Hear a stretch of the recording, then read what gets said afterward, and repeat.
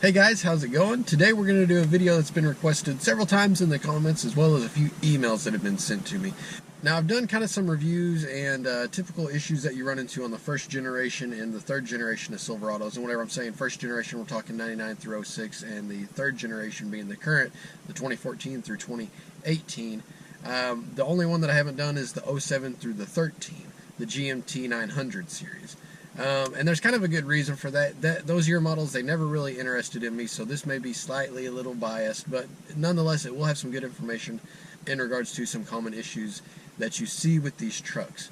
Now, keep in mind, these aren't all necessarily mechanical issues. There's a few thrown in there that are just kind of some complaints that I've heard from several people on different forums and just talking to people that have owned these pickups. So I'm going to kind of work my way up the scale here, kind of starting with the minor nitpicky stuff, and then we're going to go on up to the big thing, which I'm sure everybody can already guess, the active fuel management, which stick around, we'll get to talking to that kind of at the end and talk about what kind of issues that may cause you. Okay, so the first issue that you run into with these pickups are mostly on the lower trim vehicles with the cloth seats. The cloth seats in the 07 through the 13 Silverado and GMC Sierra, they're just, the foam in them is pretty tough. They're pretty industrial is probably a good word, which, you know, a lot of guys like in a pickup truck, and I get that, you know. But they're also really tough to clean. I don't know what it is about the fabric, but they are definitely tough to clean. The previous generation was much softer, much easier to clean, and I much prefer those over the second generation of Silverado and GMC Sierra. So, moving off of the cloth seats, we're sticking in the interior, and we're going to talk about just your door panels and your dash and just all the plastics in the interior. Now, keep in mind, this was the era that GM went bankrupt, and I don't know if that just kind of sways me to think this or not, but I really feel like that they cheaped out on the interior. The plastics that they used on the interior after several miles will start to rattle and just squeak, and I just can't stand that, especially when you're paying good money for a pickup truck like that. On top of the what I would call cheap interior, I've seen quite a few of the dashes cracked on them as well, and I don't know if it's just from them sitting in the sun or what, or the materials. I basically believe that it's the materials that they used. I have seen several cracked dashes, so that's something to look for if you're going to buy one of these. And guys, I gotta say, I am a Chevy guy, but I gotta give it to the other brands there. If we're talking about the Ram pickups and the Ford pickups, in that generational area, they had a lot better technology in them, I feel like. Unless you got the highest level trim with the digital display for the radio, I really felt like that the Silverado was lacking in that generation. It really wasn't a huge upgrade from the 06 to the 07. You know, the radio still pretty much looked the same. There just wasn't a ton of upgrades. Now, if you got into like the LTZ with the digital screen over here, as well as the Denali's and some later generations, also where they had the air conditioning seats in them, then those were quite a bit better. But still, I mean, up until 13 and some of the trim models, they used the basic, I'm going to call it a green screen radio over here, which some people may like, but I felt like for 2013, it was way overdue for that upgrade to come in 14. Some people have seen with the newer transmissions in these, the 6-speed transmission, that sometimes I'm going to call it, it'll hunt for gears. Basically, just depending on your RPM range, it's not sure if it really wants to shift up or shift down, and it can be kind of clunky in that. Now, as far as reliability, they're pretty darn reliable. Realistically, your transmission should go 250K without any issues. And saving the best for last, of course, like we had talked about in the beginning, the active fuel management. Now, in an attempt in 07, what GM did on these, I believe it was the 4.8 and the 5.3s, they developed something that they called active fuel management. And what it was is the engine would actually deactivate 4 cylinders at times whenever the load wasn't very heavy.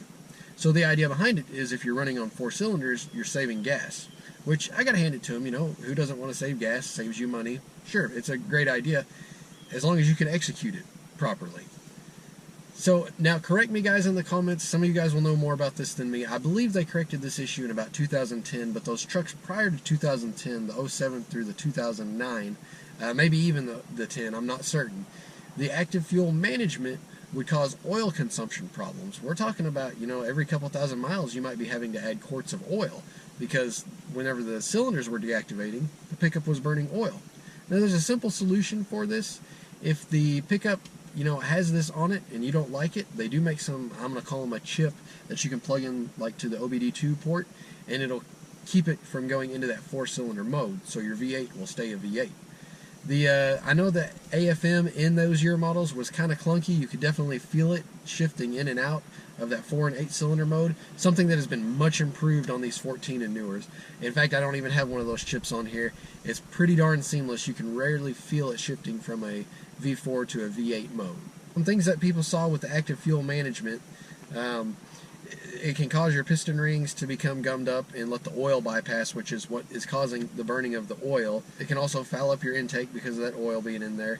The engine tapping sound, which is kind of notorious for these 5.3s. You also might experience a rough idle because it's fouling up your spark plugs with oil. As you can see, the active fuel management was kind of a nightmare on these generations of trucks. I'll be very excited to see in 2019, where there's a 1 through 8 cylinder deactivation, how that's going to work for them. Personally, I'll be waiting a few years before I ever even think about buying one of those. So all in all, those generation of pickup guys, they're really not that bad. They're really not. If you watch out for the active fuel management, you'll be okay. I mean, the rest of it's kind of nitpicky stuff, right? The active fuel management, though, is definitely something that you guys want to look out for. Try to get the history on the truck if you can. I've seen lots of those engines have already had to have been rebuilt because of the oil consumption. People didn't notice they were missing a lot of oil and ruin the engines because of it. Honestly, if you think you just got to have a GM truck, if it's me, I'm going to stick with the 99 through 06 or the 14 and newers. The 14, I was very excited whenever it came out because the interior is just so much more refined. Things are very well put together inside of here. The panels don't squeak, they don't make rattling noises. The technology is much upgraded, and you don't have the issue with the AFM like you did on those older generations of pickups. But if you guys have got your heart set on an 07 through 13, personally what I would recommend doing is if you pick up one, get the history behind it about the active fuel management, what's been done to the engine. You might think about getting one of those chips to keep it into a V8 mode, or you might just skip the half ton altogether. Go ahead and get the 3/4 ton, which has the 6 liter or the 6.6 Duramax, and save yourself some trouble. Don't have to worry about the active fuel management. That'll solve that issue right there. Overall, outside of the active fuel management, very reliable truck. And realistically, it was an upgrade over the 99 through 06. Those trucks, they're going to run a long time as long as you take care of that active fuel management. The 5.3 is a tried and true engine, and I'm sure as long as you guys watch out for some of the things that I mentioned in this video, you're going to have a great truck that's good for 250,000 plus miles, as long as you take care of it and do the maintenance on it.